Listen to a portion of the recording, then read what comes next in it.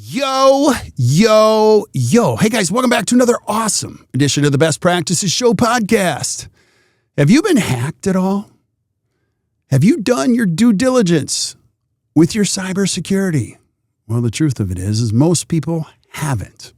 Well, today I bring back a regular guest. His name is Travis Wentworth. He is a cybersecurity expert, and he shares the cybersecurity checklist every dentist needs. Please listen to this and please do what he asks us to do. Hope you guys enjoy this, and I hope you enjoy your weekend. We'll see you soon.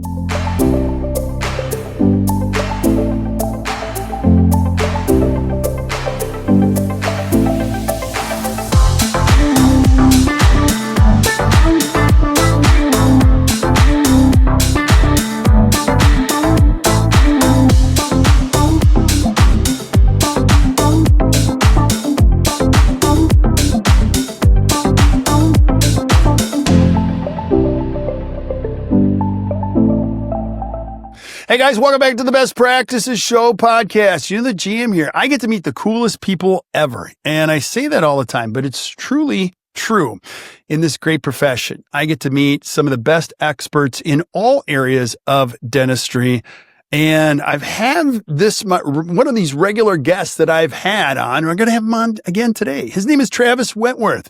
And you're going to see he is brilliant. He actually has a YouTube page.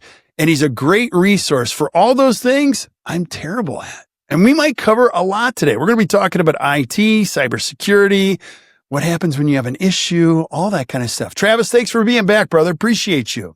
Thank you for having me. I'm glad to be back. Yeah.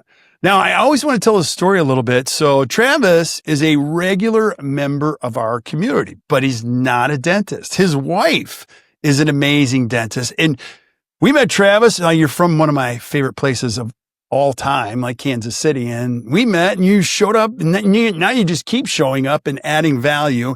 I know who you are, but if somebody's listening for the first time, give us a little background. Who is Travis Wentworth? What do you do? Sure. So I am a cybersecurity subject matter expert for the Department of Defense. Specifically, I do training for the Department of Defense. I do some consulting for some local medical offices as well here in Kansas City, but my day job is 1 and 2 week short courses training Department of Defense personnel in cybersecurity and network infrastructure. So routing, switching, networking, how the data gets across your network and how to secure that data. I worked for groups like the U.S. Special Operations Command in Fayetteville, North Carolina. I worked at SOCPAC, the Special Operations Command Pacific out in Honolulu, Hawaii, which was nice. And I do some commercial and some academic instructing every now and then, depending upon what things come across my desk. But I own my own company, which is Intelligence Quest and the Intelligence Quest YouTube channel. So that's what I do. I'm not kidding when I say that's got to be one of the hardest jobs of all time and a moving target. And as we're shooting this, it's August 19th, 2025. Okay. What can you say about the current state of the world when it comes to cybersecurity and where we're at and AI? And can just give us kind of like here's where we are today. I'll share with you an interesting story. So it's ever evolving. I'll share you with one I haven't actually shared with anybody to this point, probably besides my wife.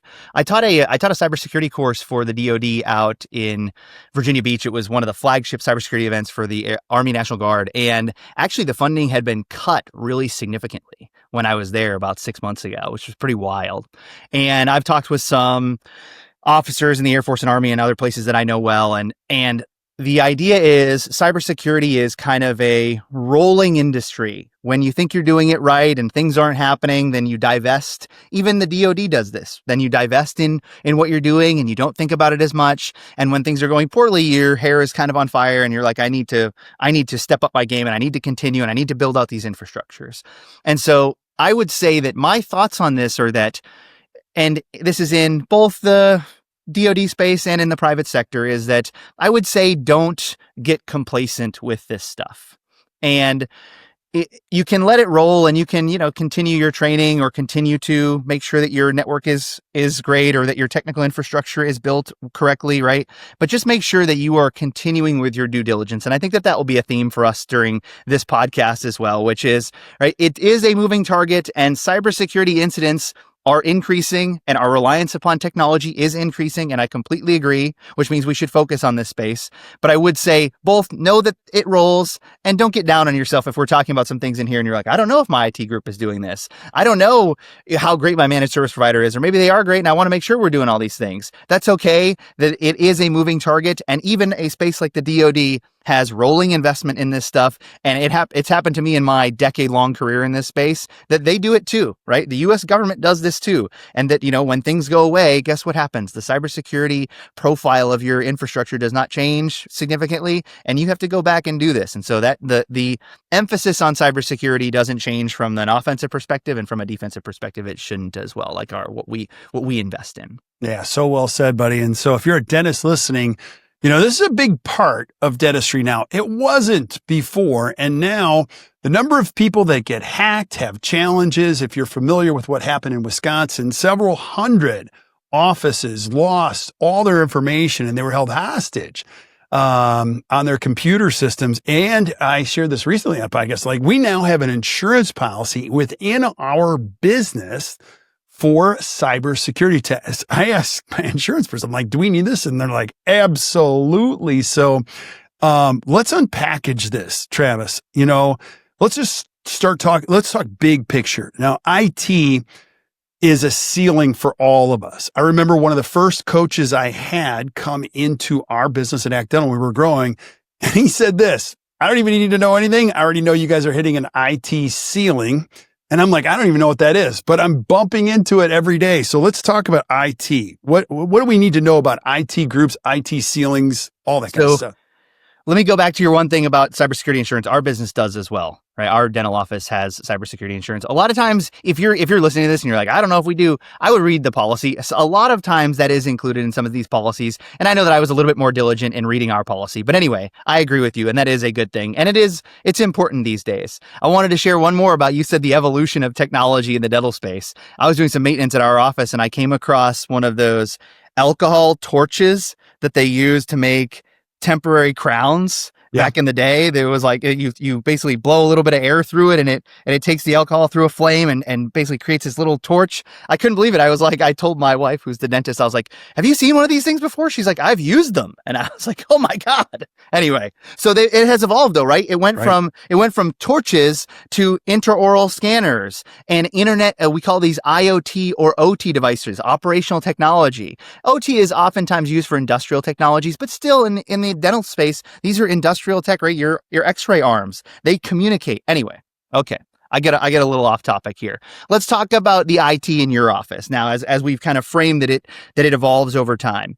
What I wanted to talk about in this, and we talked a little bit in the previous episode about the fact that your office is a technically integrated office, and it is going to get more technically integrated depending upon what level you're at. Even if you're still at paper charts, I'm sure you're using some technology in this office. You're using laptops. You've got PCs in the operatories. Like, this is happening, right?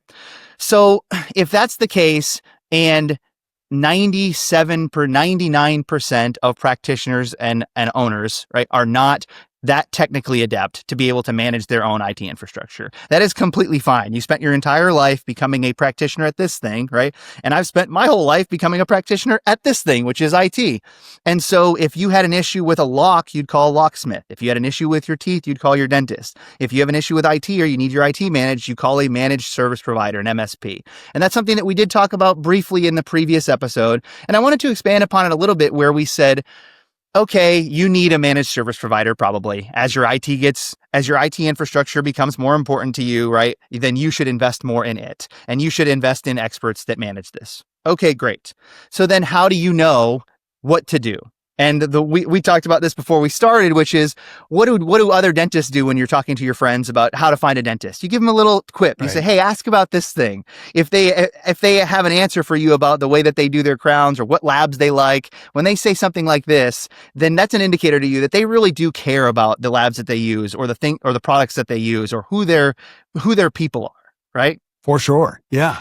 And so that's you can take that exact same approach to your IT management group, your managed service provider. You can use a dental specific managed service provider. There are a couple of groups here in Kansas City who do this specifically for dentistry. You do not have to. They might have a little bit of additional knowledge about EagleSoft or Dentrix or Open Dental, but by and large, they're still going to do a lot of the same things. And so some of the questions that I would ask, right, would be the first question I like to hear a response about, which is what do they do for cybersecurity, which is like antivirus.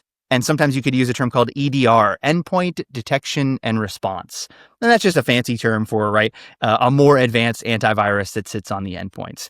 We use an EDR system at our office, and I manage it. It's called SentinelOne. They're a very good EDR, but there are a bunch of them out there.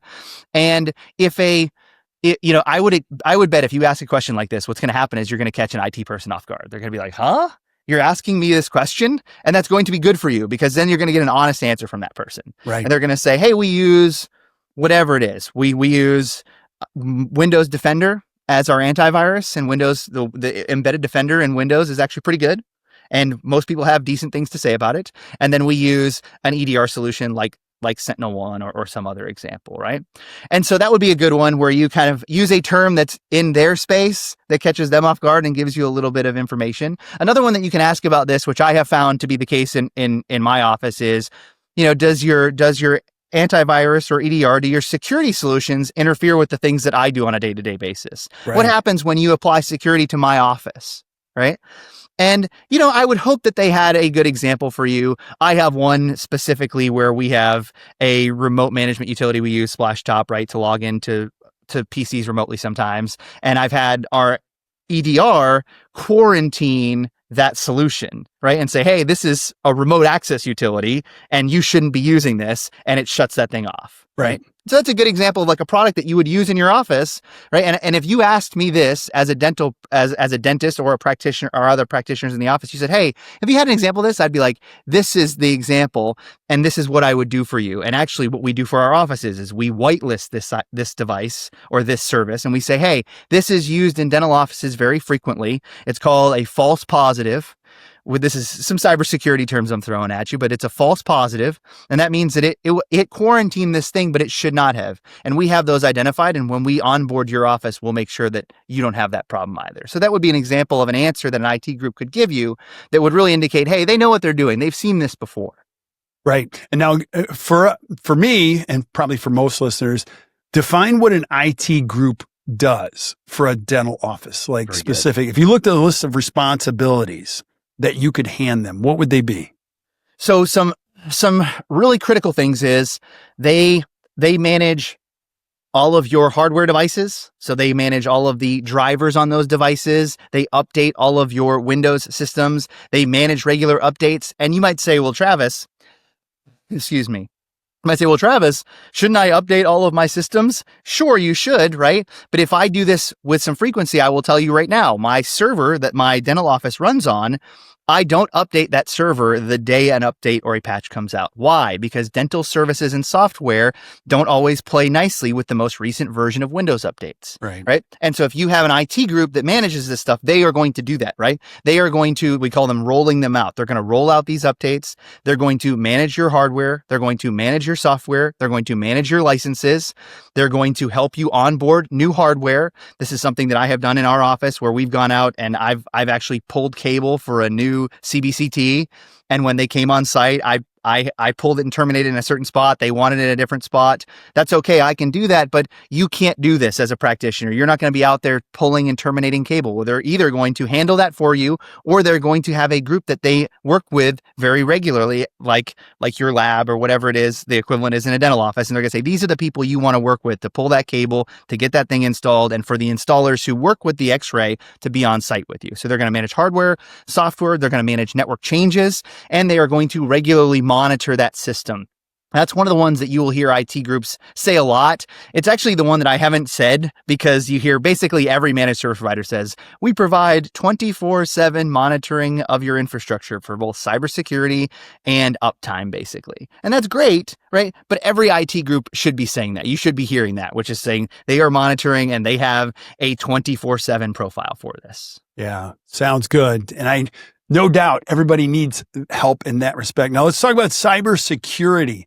Like the title of the show is Best Practices. So give us some thoughts on cybersecurity. Like, what do we need to do as far as best practices? Sure.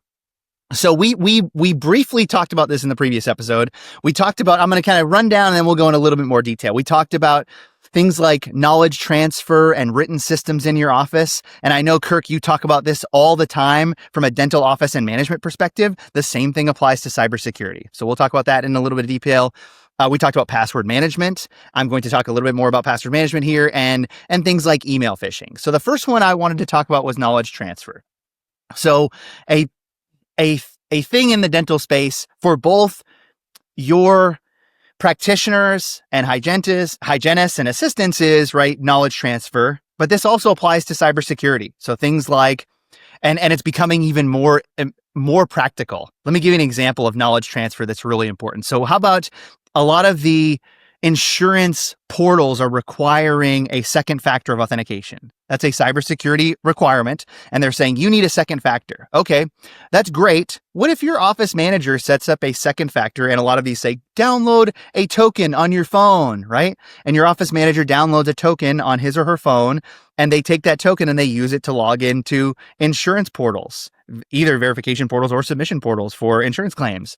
Now, what happens if that person decides to go somewhere and you don't have a written system in place for the second factor? Now they've got a token on their phone to log into your insurance portal. That's a problem for you. This is just one example of cybersecurity knowledge transfer that's missing, right?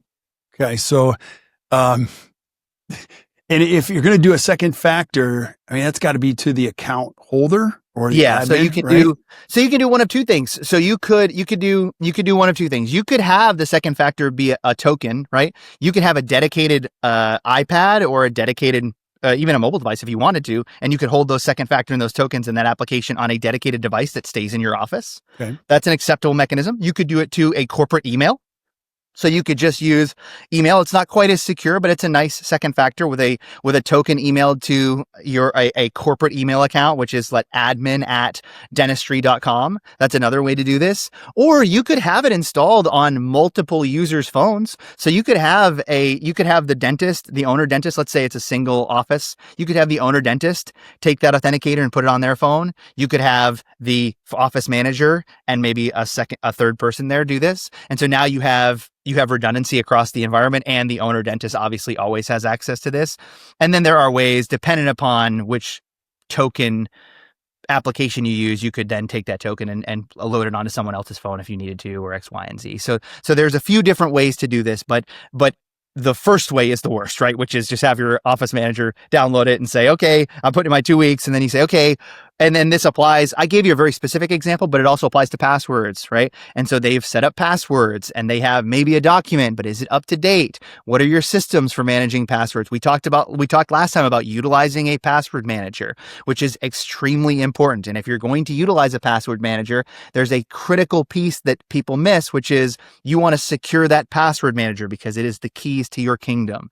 And so you should always have multi-factor on that password manager. And there are a few ways to do this. One of the ones that I love, it's called a YubiKey, which is a little USB token. And I can give you a link to that after the show, Kirk, and we can put it in the show notes. Love it. But it's this little USB token where you press the button. It's a physical token, and you put it in, you press the button, and you authenticate. And you don't have to do this every time. So we can make it more easy or more difficult depending upon how paranoid you want to be about this. But you can typically, password manager will give you a little button you can click and have it valid for 30 days.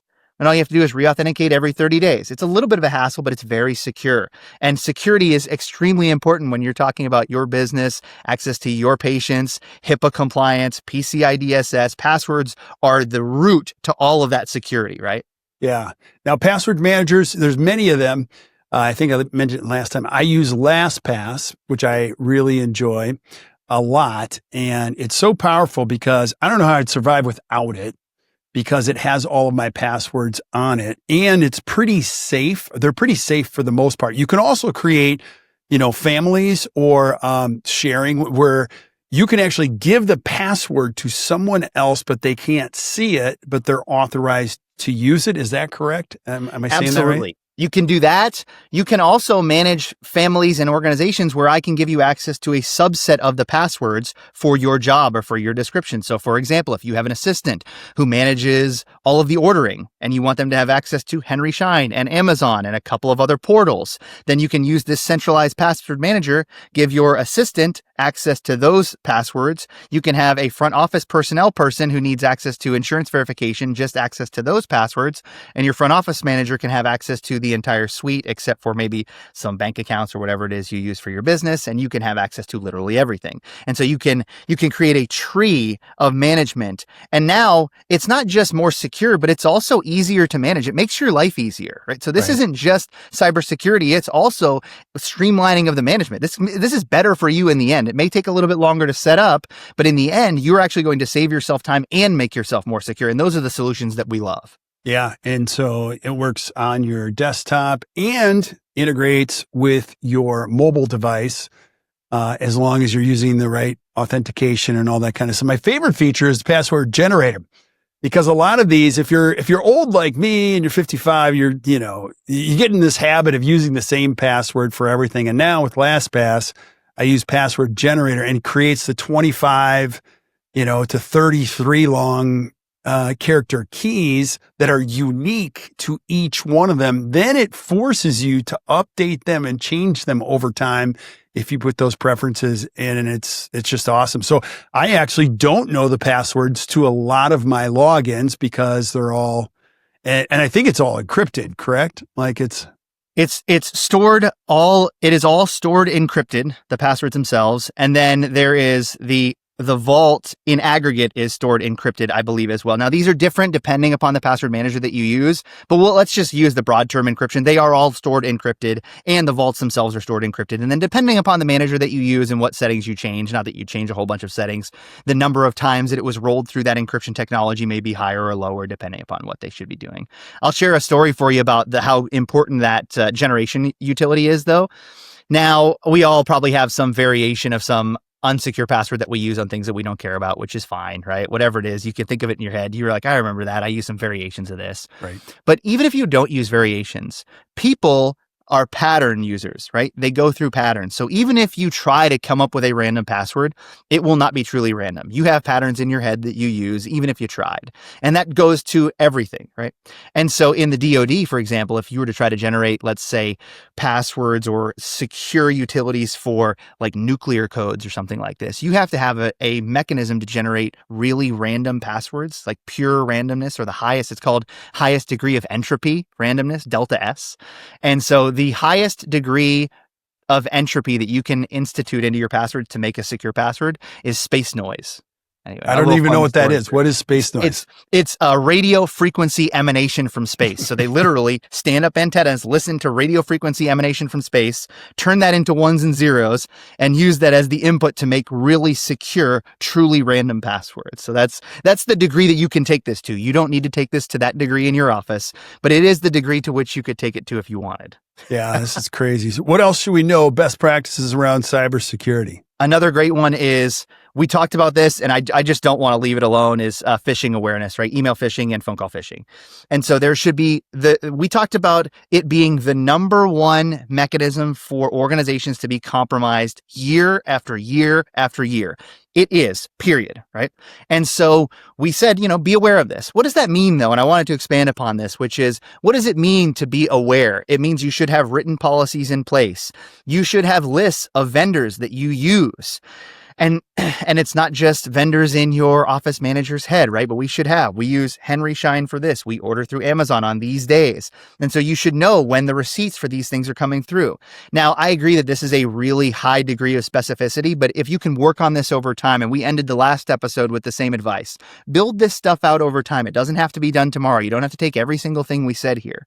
But phishing awareness, there are a number of ways that you can do this. So you should know who you're ordering with. You should know where the email should come from. You should know what time, what days and what days of the month these things come through, what days the receipts come through.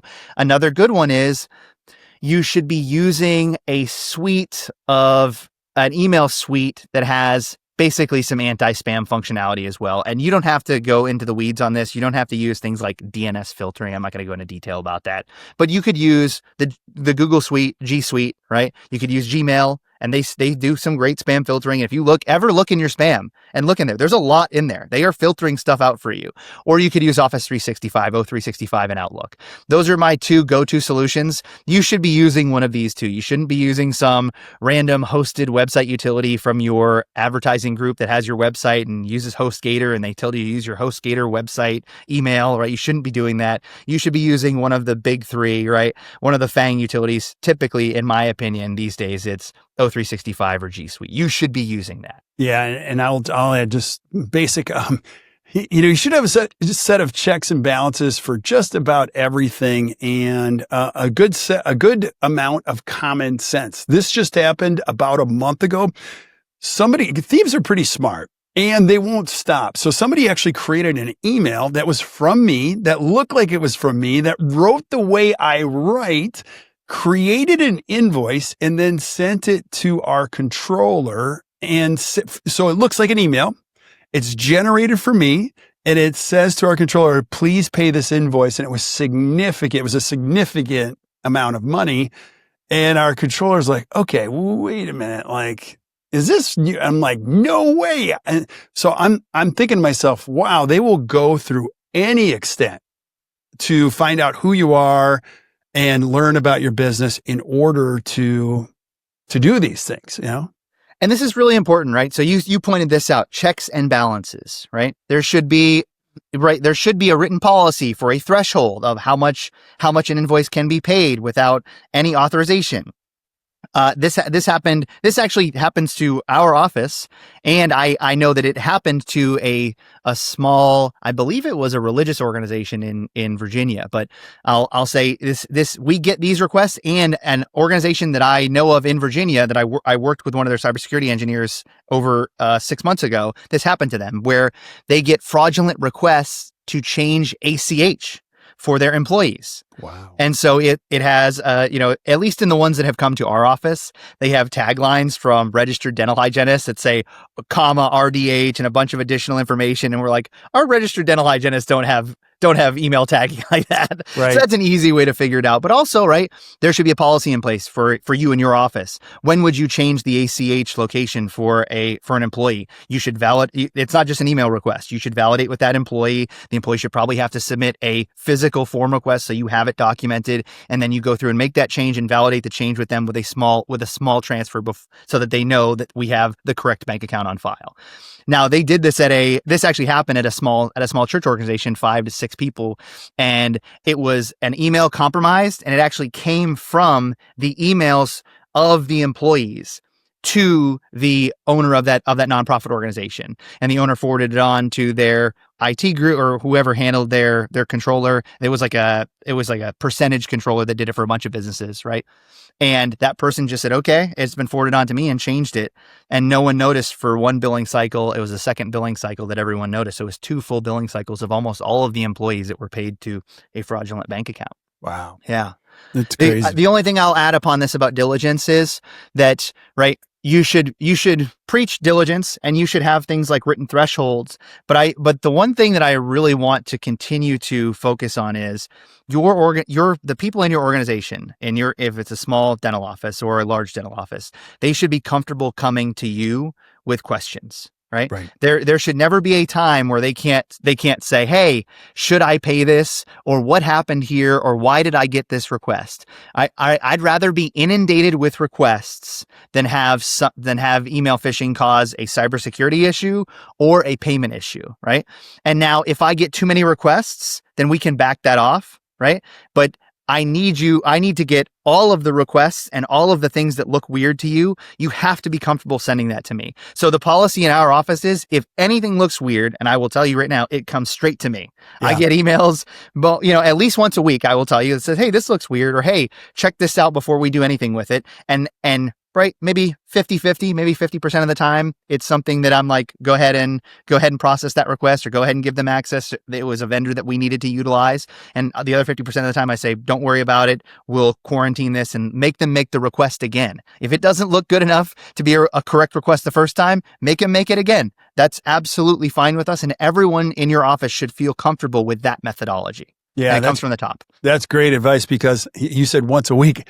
I was going to say the same thing. It's at least once a week that a phishing effort comes my way. I think this week it's been 2 or 3. Yep.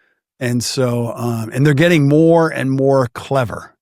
So it's interesting. And if you're frustrated being at the top of the food chain and getting those requests, you should realize that this is a cost of doing business. This is what happens, right? They are getting better. This is the lowest hanging fruit. This is what black hat, right? We call these black hat hackers, people who are trying to get access to your organization, get information from you, get money from you. This is the lowest hanging fruit. This is what they do. And if you're going to run a business, this is a component of that business. Don't get too frustrated with it. Just know that this is an allocation of your time that is going to be needed, and you can put policies in place to make it a little bit easier, but it's going to happen. And you need to be there for your team to answer the questions and make them feel comfortable so that you are not a victim of this stuff. Yeah. And just recently, I don't mind sharing this, like, nobody's better than ticket sales people. So we just got scammed with Coldplay tickets from who we thought was a legitimate ticket reseller. Mm-hmm. And you should have seen the extent that they went through with documentation. And then when we they were for my kids, tried to access them, they were fraudulent, and there's nothing we could do. And it was weird. And the other thing I learned too, I don't mind sharing this, is Zelle is very dangerous to send money with. So don't send Zelle, because with Zelle, you're pressing a button and that's going anywhere in the universe. At least when you're doing Venmo, that's got to be validated with a real phone number. There's some checks and balances in there, but once you press the button on Zelle, you're out of luck, right? Yep. I've gotten too. Like, this is not a point of embarrassment, or it doesn't mean that you don't know what you're doing, right? I'm a cybersecurity expert, and I bought a pair of sunglasses via an Instagram ad, right? I was out on my birthday at a soccer game, and I was like, these are cool, and paid for it. I paid via PayPal. Anything that I think is not particularly respectful or like the number one top 100 businesses in the S&P, right? I pay via PayPal, and I ended up getting it remediated eventually. But right, that's one of my like huge quirks, is I like very infrequently will pay via things like these direct payment options like Zelle or something like that, so that I can remediate it if I ever have to.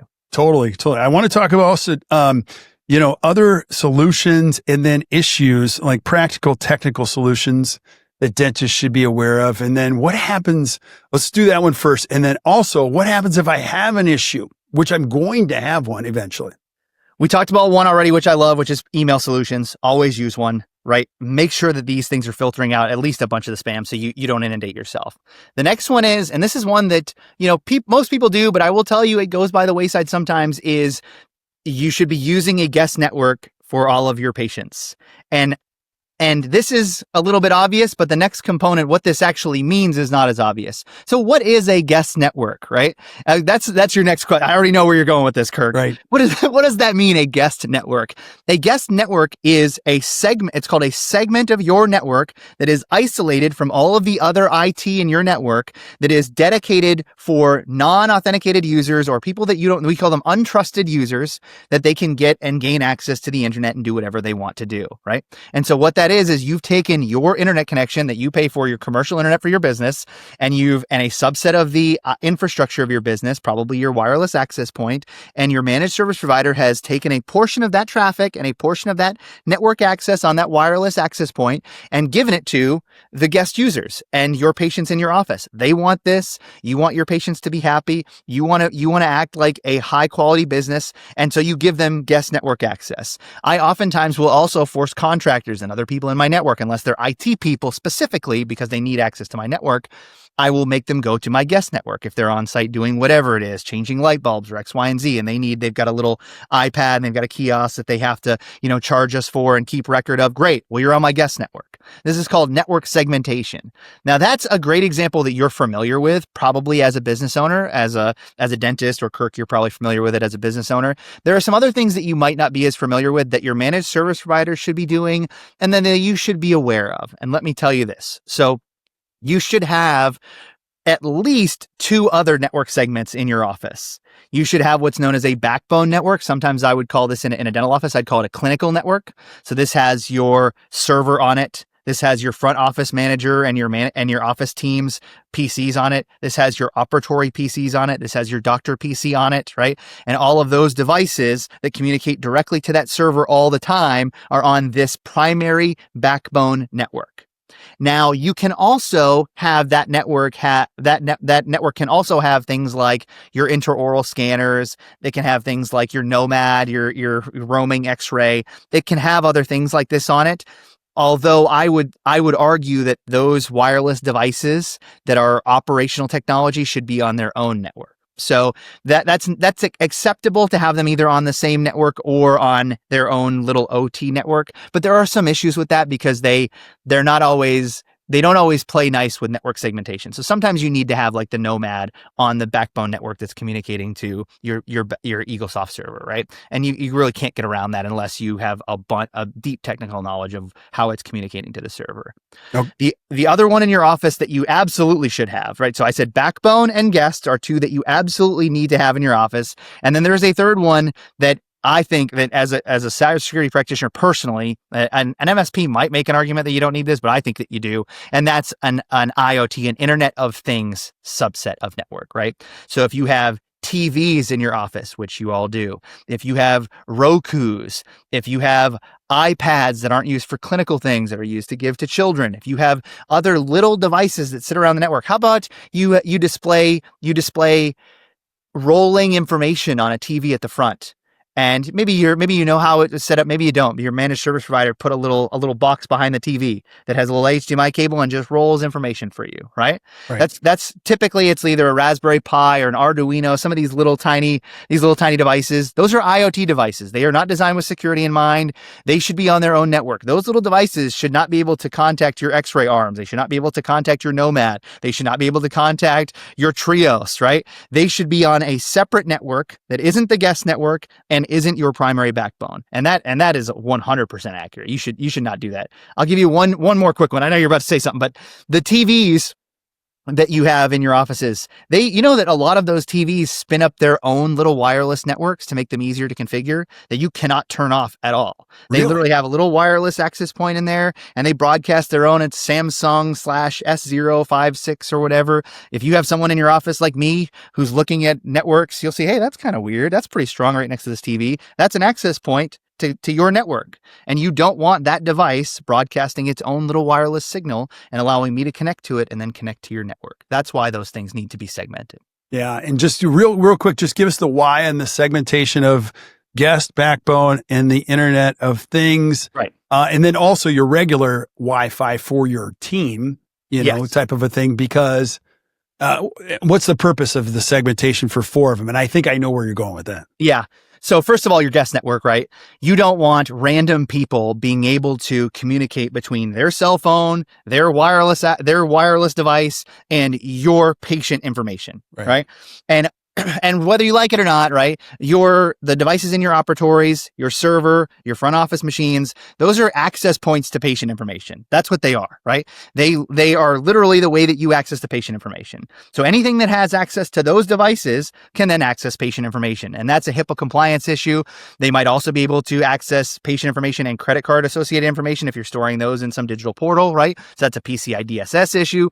Those are both compliance issues and business issues for you in the sense of you could be subject to, like, people could be installing ransomware or doing these random things. So that's your guest network, right? Your IoT network we talked about briefly, right? With things like TVs and Raspberry Pis. Those things are not designed with security in mind. They're designed for you to use them, right? I in my security classes, I talk about this usability, functionality, security triangle. That's basically what businesses are doing when they're building hardware. And if you make something really usable, right, it's not very secure typically. When everybody can access it and it's easy to set up, that means it's not very secure. The one that I don't talk about as much as functionality. What if you had a million buttons and knobs to turn, right? Whether it's software or whether it's a piece of hardware, that's not very secure either because it's very difficult to make that thing secure. And so what we want to do is we want to take any of these things that are designed for usability, right? That are not designed with the patient security in mind. And we want to isolate those things. We want to isolate TVs. We want to isolate Rokus. We want to isolate your whatever the Google utility is that does this. We want to isolate all of that stuff. So that's your guest network. That's your IoT network, right? And then your backbone.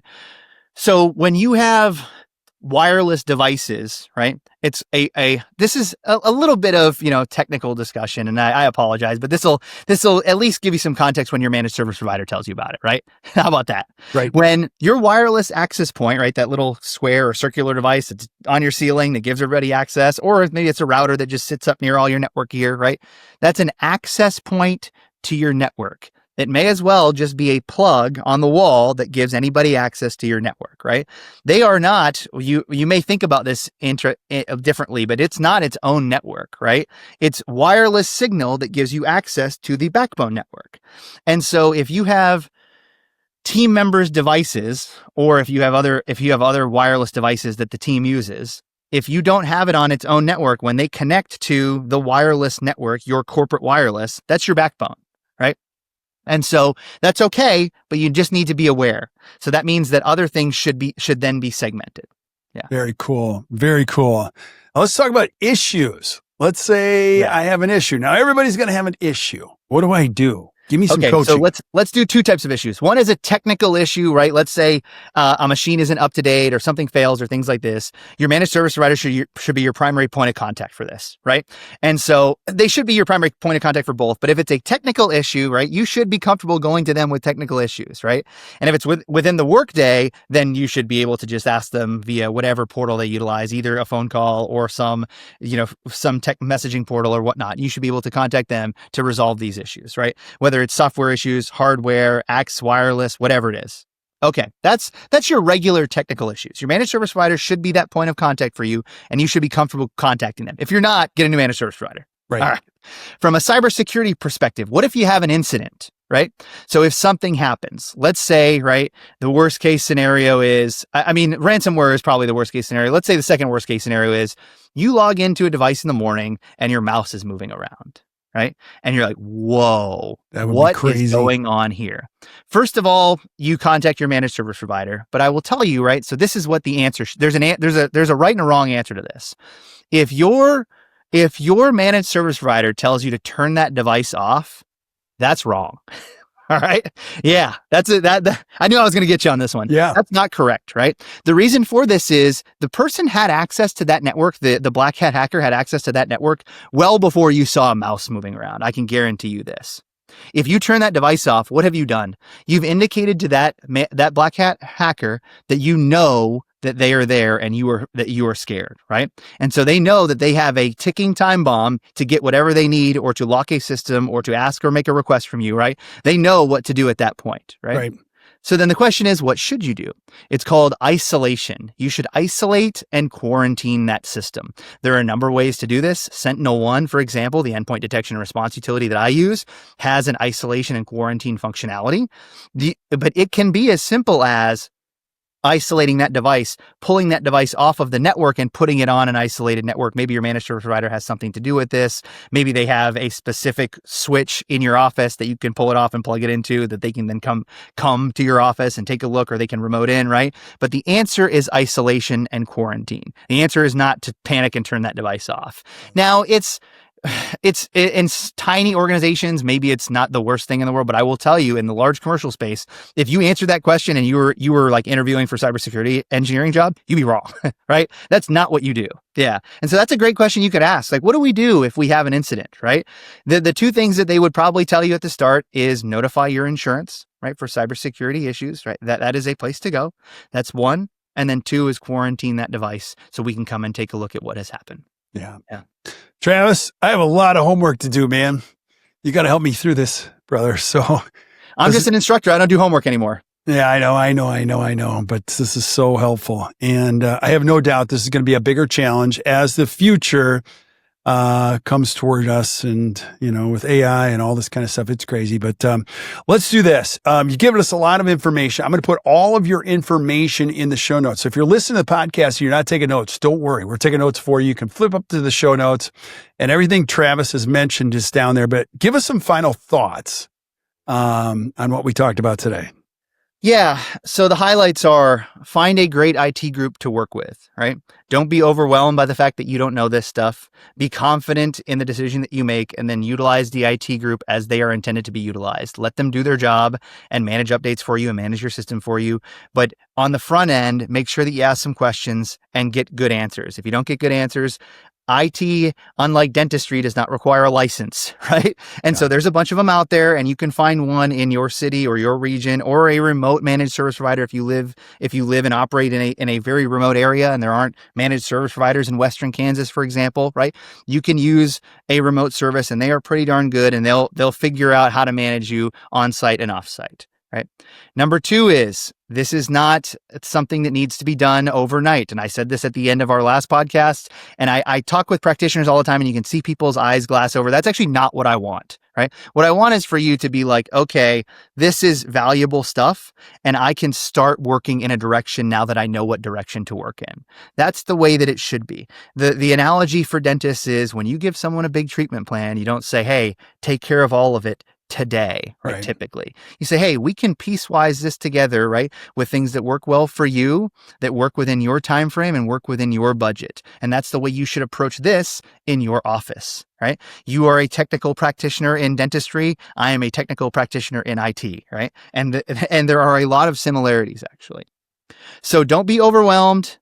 Definitely find a great person to partner with, right? And always have a diligent outlook in your business. Make sure that the people are looking out for your IT, for the business in general, but IT specifically. Make sure that people are diligent, that your payment system and people who are making payments are diligent, that your people who are looking at emails and answering phones are diligent, and make sure that they are okay with the systems that are in place currently. And if they're not, that's something you can fix. Say, hey, do you feel comfortable coming to me with an issue? Do you feel comfortable when something looks out of place? If you don't, let's write a system. Let's get you comfortable, because that's the number one thing that needs to be taken care of at minute one, is them being comfortable saying, hey, something doesn't look right. That needs to be done today. I will tell you that.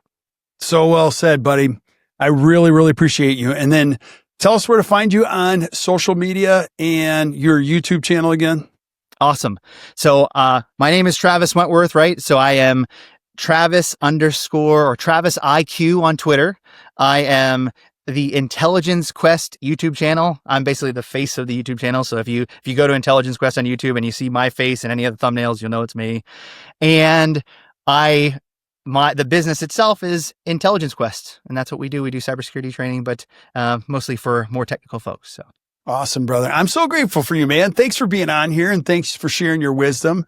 And as we learn more about the future, we're going to have you back again, so you can help us out and help us navigate. Thanks for having me. Yeah, it's my pleasure, man.